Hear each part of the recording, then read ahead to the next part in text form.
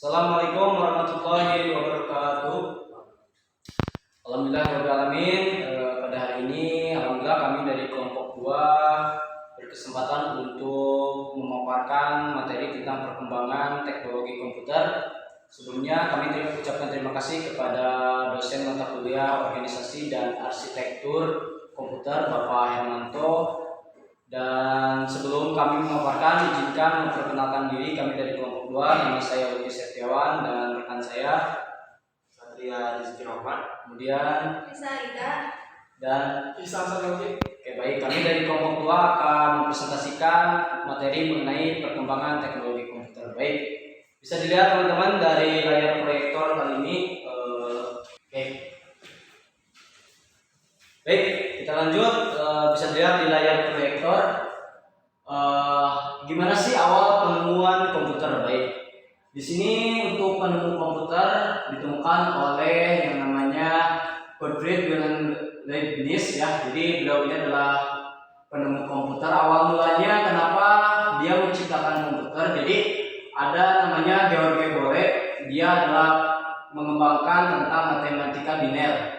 Ilmuwan Inggris ini memakai sistem bilangan biner dalam menemukan tipe baru pada matematika. Kemudian dikenal dengan aljabar Boolean dan logika Boolean. Berhubung beliau ini kesusahan dalam mengerjakan soal-soal matematika, akhirnya Gottfried membuat komputer tujuannya untuk mempermudah dalam penghitungan matematika. Setelah itu ada namanya Charles Babbage. Dia ini adalah orang yang mengembangkan komputer yang tadinya komputer hanya sekedar untuk menghitung matematika aja, tapi dengan adanya Charles, komputer menjadi lebih berkembang dan menjadi lebih modern dengan mempunyai beberapa fungsi. Itu mengenai awal penemuan komputer ditemukan oleh Gottfried Wilhelm Leibniz. Oke, next. Kemudian, apakah komputer hanya sekedar alat penghitung atau fungsinya jauh lebih luas? Jawabannya adalah tidak. Komputer itu mempunyai fungsi yang sangat luas ya. Tadi sempat dipaparkan juga di awal. Oke, untuk beberapa contoh fungsi komputer antara lain komputer sebagai alat mempermudah pekerjaan, komputer sebagai sarana informasi, komputer sebagai sarana komunikasi, komputer sebagai sarana hiburan, komputer sebagai sarana pembelajaran, dan komputer sebagai sarana usaha. Okay, next. Sedangkan mengenai pengertian komputer, komputer adalah alat yang dipakai untuk mengolah data menurut perintah yang telah dirumuskan. Kata komputer semula dipergunakan untuk menggambarkan orang yang pekerjaannya melakukan perhitungan aritmatika dengan atau tanpa alat bantu. Nah, jadi secara luas komputer dapat didefinisikan sebagai suatu alat elektronik yang terdiri dari beberapa komponen yang dapat bekerja sama antara komponen satu dengan yang lainnya untuk menghasilkan suatu informasi berdasarkan program dan data yang ada. Jadi komputer ini adalah gabungan dari beberapa komponen, salah satunya contoh layar monitor, CPU, keyboard, mouse, printer, dan yang lainnya. Itu mengenai pengertian komputer. Oke, next. Nah, untuk sejarah dan perkembangan komputer akan disampaikan oleh saudara Satria Rizky Rahmat. Pada saya persilakan. Ya, terima kasih kepada saudara Uki yang telah menyampaikan materi. Selanjutnya yaitu ada sejarah dan perkembangan komputer yang dimulai dari generasi pertama pada tahun 1940 sampai dengan tahun 1959. Yang kedua ada generasi kedua, pengembangannya pada tahun 1959 sampai dengan 1965. Yang ketiga yaitu ada komputer generasi ketiga, pengembangannya pada tahun 1965 sampai dengan tahun 1970. Yang keempat ada komputer generasi keempat, yaitu pengembangannya pada tahun 1971-an, dan yang terakhir ada generasi kelima pada tahun 1980. Ya, untuk yang pertama yaitu ada komputer generasi pertama.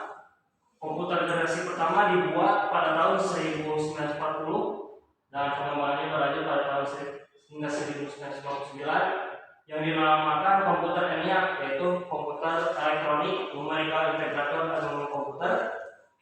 Dimulai ketika komputer digunakan dalam akademi militer seperti komputer Atanasoff Berry yang dibuat pada tahun 1937 untuk menyelesaikan sistem khusus untuk memecahkan kode generasi eliminasi.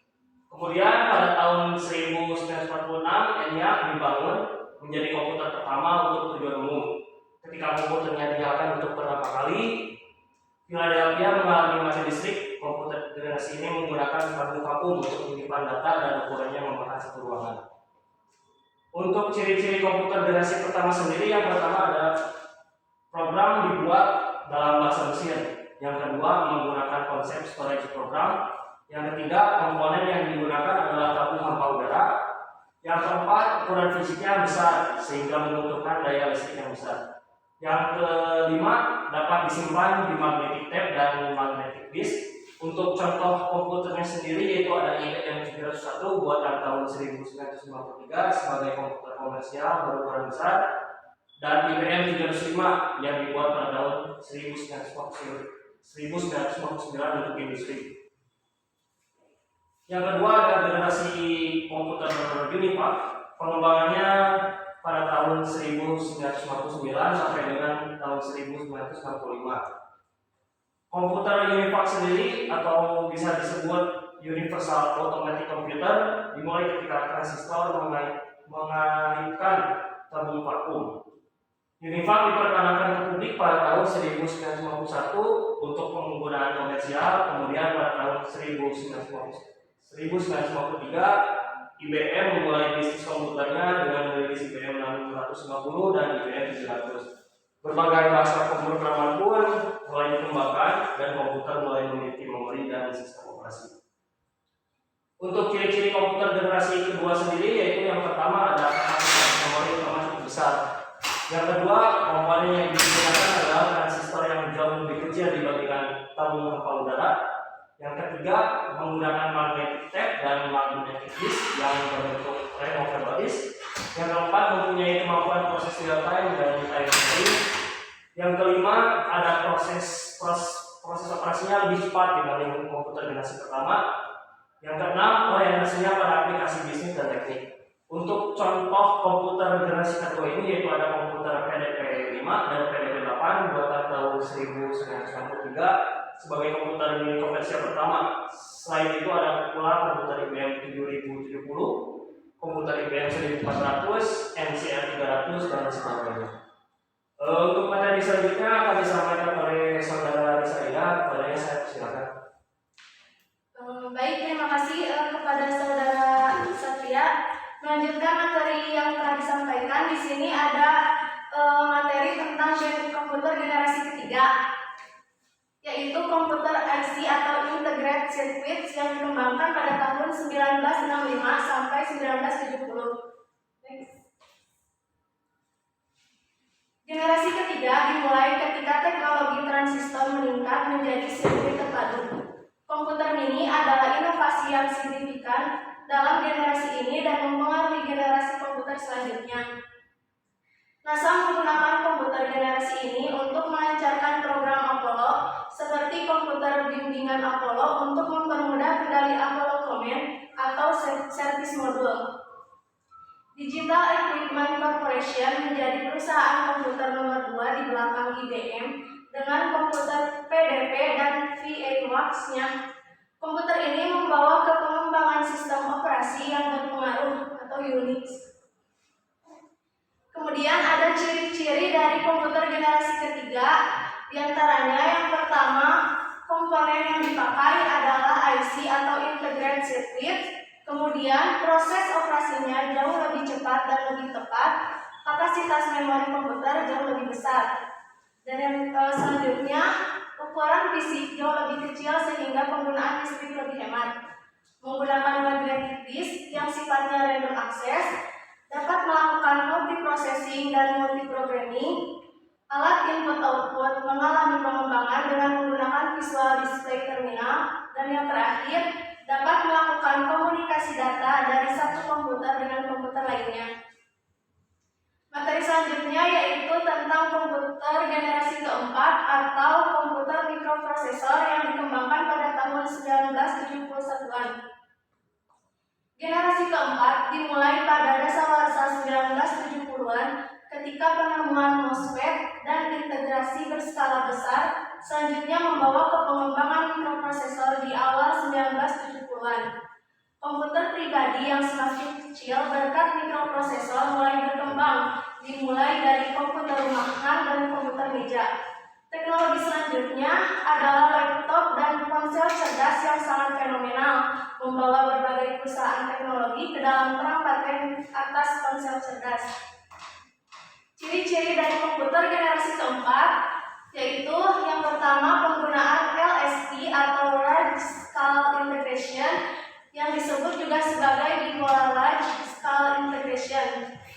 Kemudian menggunakan mikroprosesor dan semikonduktor yang berbentuk chip untuk memori komputer. Selanjutnya, untuk contoh komputer generasi keempat ada komputer IBM 370 menggunakan Intel 4004, mikroprosesor yang dikembangkan pertama kali pada tahun 1971 oleh perusahaan Intel Corporation dengan menggunakan chip mikroprosesor.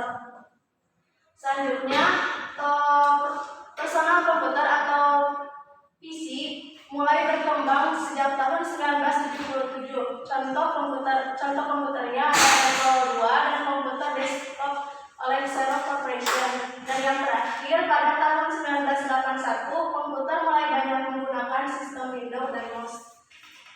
Sekian dari saya. Untuk materi selanjutnya ada Kang Ihsan Sanoki. Terima kasih atas kesempatannya. Di sini saya akan melanjutkan materi yang telah disampaikan oleh Isaida. Komputer generasi kelima. Pada generasi kelima ini komputer sudah menggunakan teknologi VLSI, yaitu Very Large Scale Integration, yang dimulai pada tahun 1980-an. Generasi kelima digadang-gadang sebagai tahapan perkembangan teknologi paling canggih saat ini dan diciptakan pertama kali pada tahun 1980-an. Peningkatan dari segi visualisasi menjadikan tampilan visual pada komputer di generasi kelima mempunyai resolusi yang sangat tinggi dan begitu tinggi. Negara yang mempelopori sejarah perkembangan komputer pada generasi kelima adalah Jepang. Dalam proses pengembangannya terdapat penambahan komponen-komponen penting ke dalam sistem komputer modern saat ini. Hal ini dikarenakan komponen yang digunakan pada komputer generasi kelima adalah menerapkan ragam teknologi modern, seperti superkonduktor, pulsi, dan kecerdasan buatan atau yang biasa disebut dengan AI. Selanjutnya, ciri-ciri komputer generasi kelima. Satu, komponen yang digunakan adalah VLSI, yaitu Very Large Scale Integration. Kedua, kemampuan komputer dikembangkan untuk memecahkan masalah sendiri dengan buatan bantuan AI. AI dapat diterapkan untuk mengoperasikan robot. Yang ketiga adalah mulai dikembangkan komputer yang dapat menggantikan chip. Yang keempat, Jepang adalah negara yang mempelopori komputer generasi kelima.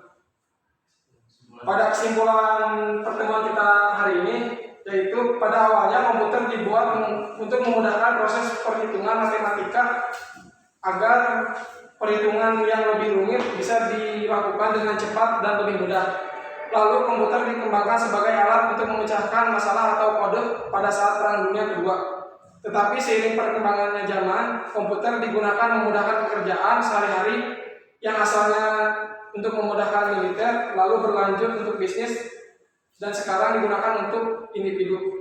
Oleh karena itu, sekarang kita dapat menggunakan komputer dimanapun yang dulunya hanya untuk militer dan bisnis. Sekarang kita bisa menggunakan komputer sehari-hari. Itulah mengapa perkembangan komputer menjadi begitu pesat saat ini dari tahun ke tahun.